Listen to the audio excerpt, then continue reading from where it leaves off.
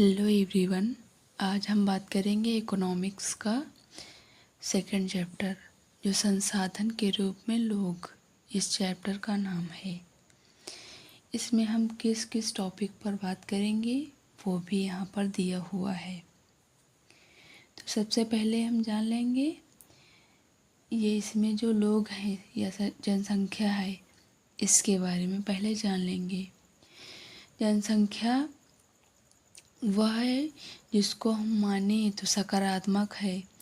ये जो अर्थव्यवस्था में योगदान देता है, कोई भी व्यक्ति हो अर्थव्यवस्था में योगदान देता है, पर इसको कभी कभी बोझ भी समझा जाता है और नकारात्मक विचार भी आते हैं, क्योंकि इनकी जो आवश्यकताएं हैं, भोजन, जगह, संसाधन, ये जो आवश्यकताएं हैं इनको पूरी न कर सकने पर सरकार के ऊपर यहाँ पर या अर्थव्यवस्था के ऊपर जिम्मेदारी है कि इनकी आवश्यकताओं को पूरा किया जाए। तो उसे हम जनसंख्या कह सकते हैं। अब हम इसी जो बुक है हमारी, हमने कैसे शॉर्ट नोट मेकिंग करे हैं, अब हम बताएंगे कैसे आप भी शॉर्ट नोट मेकिंग कर सकते हैं। चलिए हम देख लेते हैं। संसाधनों के रूप में लोग, यहाँ पर मानव संसाधन और जो शिक्षा प्लस स्वास्थ्य, ये सब जो मिलकर हमारे मानव पूंजी का निर्माण करते हैं। मानव पूंजी हम जान लेंगे किसे कहते हैं। ये जो हमारी मानव पूंजी है, ये ज्ञान प्राप्त, इसे मानव पूंजी ये ज्ञान ही कहते हैं। मानवीय संसाधन ही मानव पूंजी कहलाते हैं। मानव पूंजी कौशल और उसमें निहित उत्पादन के ज्ञान का स्टॉक है मानव पूंजी। इसमें जो है जनसंख्या एक महत्वपूर्ण संसाधन है। जब तक उसमें शिक्षा, प्रशिक्षण और ये जो चिकित्सा सेवाओं में निवेश किया जाता है, वही मानव पूंजी बन जाता है। अब हम बात कर लेंगे, जैसे हमने समझा था, जो हमारी हरित क्रांति थी, ग्रीन रिवोल्यूशन थी, 1960 में आई। इसमें भूमि प्लस जो ज्ञान है, हमारी मानव पूंजी है, इसी ने मिलकर हमारी प्रोडक्टिविटी जो है, हमारी उत्पादकता, इनको इंक्रीज़ किया। जो हमारी भूमि और धन, इसमें जो हमारी प्राथमिकता मानव पूंजी ही यहाँ पर इसका निर्माण करती है। जो हम बात कर लेंगे भूमि और धन, ये भी एक पूंजी है, एक प्रकार की पूंजी ही है। जब मानव पूंजी इसमें यहाँ पर सबसे श्रेष्ठ है। यहाँ पर देख लीजिए आप लोग, मानव पूंजी बाकी पूंजियों से काफ़ी श्रेष्ठ होती है। इसमें जो है कोई भी जो शिक्षित परिवार है, वो शिक्षा की महत्वाकांक्षा ये इसको जानते हैं, तभी ये जो भविष्य में उसका परिवार शिक्षित रहता है। और जो हम मानव पूंजी यहाँ पर बात करें, अभी हमने उसमें बात भी की, मानवीय संसाधन मानव पूंजी कहलाते हैं। कौशल और उसमें निहित उत्पादन के ज्ञान का स्टॉक है।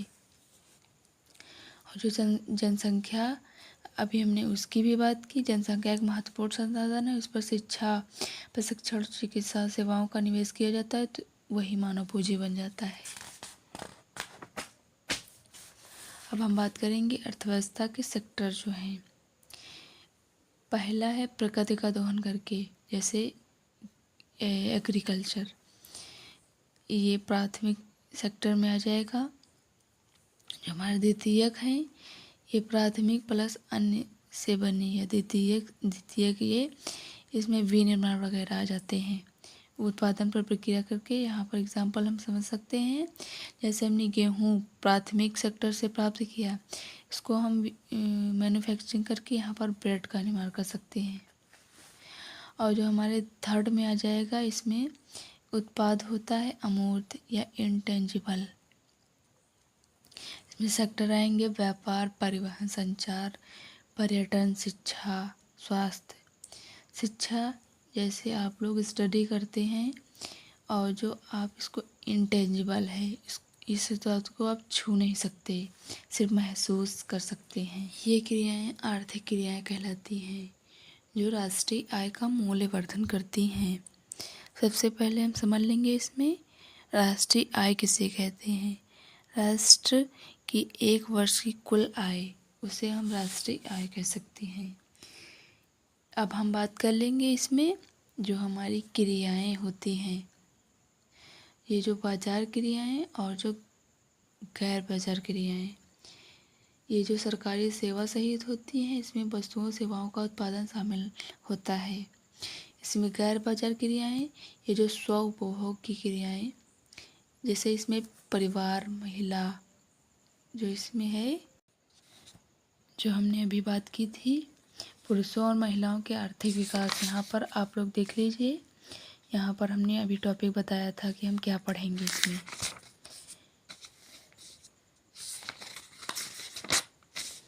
जो पुरुषों और महिलाओं के आर्थिक विकास, हमने प्राथमिक, द्वितीय, तृतीय सेक्टर की बात कर ली। ये क्रियाएं आर्थिक क्रियाएं कहलाती हैं, राष्ट्रीय आय का मूल्यवर्धन करती हैं। राष्ट्रीय आय हमने समझ लिया। अब हम समझ लेंगे बाजार क्रियाएं और गैर बाजार क्रियाएं।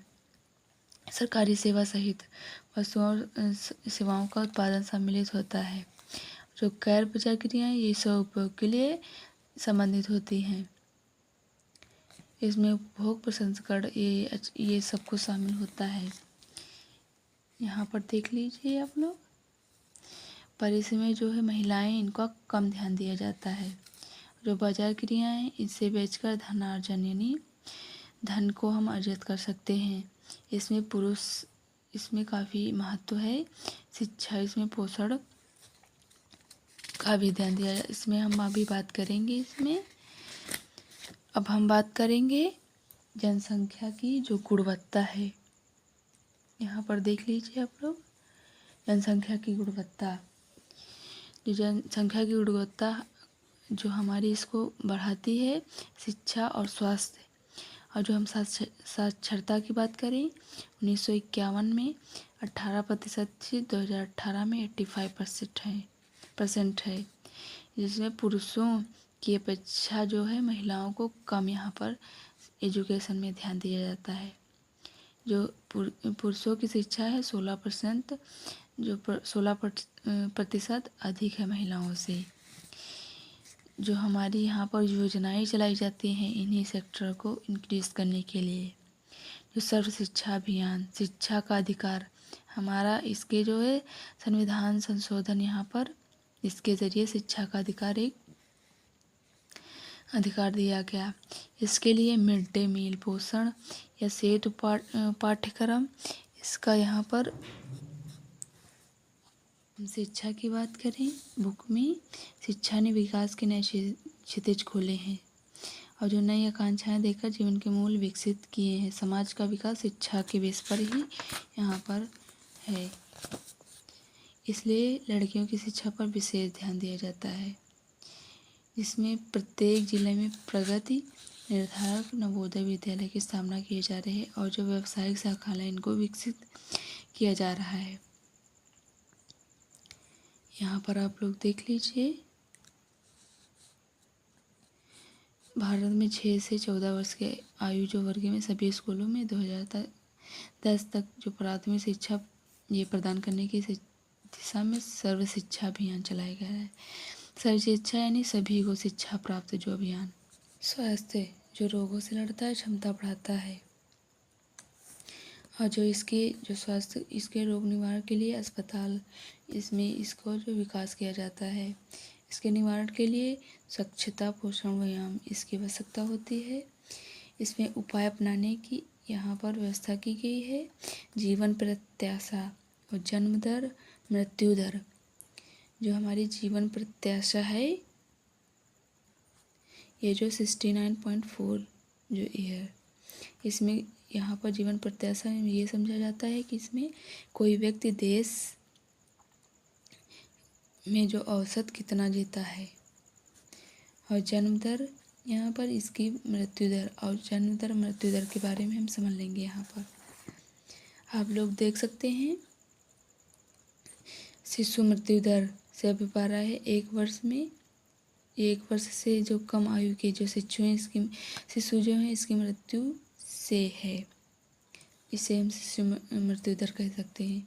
जन्म दर से प्राय एक विशेष अवधि में प्रति 1,000 व्यक्तियों के पीछे जन्म लेने वाले शिशुओं की संख्या। मृत्यु दर से प्राय एक विशेष अवधि में प्रति 1,000 व्यक्तियों के पीछे मरने वाले लोगों की संख्या। यहाँ पर रिसेंटली यहाँ पर ये भी बताया गया है आप लोगों को। स्वास्थ्य की यहाँ पर बात हो गई है।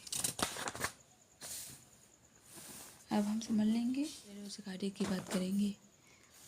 बेरोजगारी प्रचलित मजदूरी की दर पर काम करने के इच्छुक लोग, पर इसमें जो इच्छुक लोग होते हैं इनको काम ना मिले, इसे हम बेरोजगारी कहते हैं।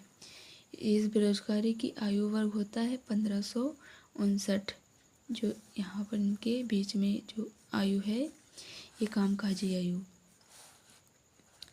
और जो ग्रामीण बेरोजगारी होती है इसमें मौसमी या बेरोजगारी, ये मौसमी बेरोजगारी से इसलिए कहा जाता है कि जब यहाँ पर कुछ माह के लिए ही काम यहाँ पर प्राप्त होता है।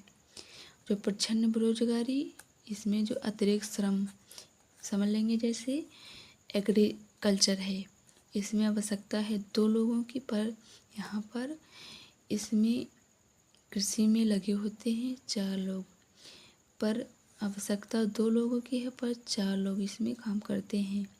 इसमें जो अतिरिक्त श्रम इसको यहाँ पर दिया जाता है, इसी को हम प्रच्छन्न बेरोजगारी कहते हैं। शिक्षित बेरोजगारी, शिक्षा के समकक्ष जो हमारी यहाँ पर है, इसमें प्रत्याशी पढ़ा लिखा होता है पर उसके जो ओहदा है या शिक्षा है उसके अनुसार उन्हें नौकरी नहीं मिलती। जब नौकरी मिलती है तो उनके यहाँ पर ओहदे के अनुसार नहीं मिलती या एजुकेशन के बेस पर नहीं मिलती। और जो हम बात करें आर्थिक क्रिया गतिविधि, जो नौकरी बढ़ेगी तो हमारी आर्थिक विधि इंक्रीज होगी। जब नौकरी में कमी होगी तो आर्थिक विकास यहाँ पर नहीं होगा। ये भारत में अधिक देखने को मिलता है। आर्थिक विकास थोड़ा लो वे में होता है। अब हम जनसंख्या में सबसे अधिक जो गतिविधि होती है यहाँ पर कृषि में ही देखी जाती है। धीरे धीरे हम कृषि में लगा श्रम सेकंड सेक्टर में आ गया और जो हमारी शिक्षा है थर्ड सेक्टर में आ गई। अब हम समझ लेंगे इसमें बेरोजगारी यहाँ पर समझ ली हमने। और यहाँ पर शिक्षित जो बेरोजगारी है, स्नातक और स्नातकोत्तर डिग्री धारक जो युवक उचित कार्य न मिलने के कारण अधिक बेरोजगार यहाँ पर दिखाई देते हैं। यहाँ पर ये स्टोरी भी दी हुई है और यहाँ पर महत्वपूर्ण शब्दावली दी हुई है। आप लोग देख सकते हैं कितने अच्छे तरीके से यहाँ पर इसके मीन्स हैं, यहाँ पर इसको समझाया गया है।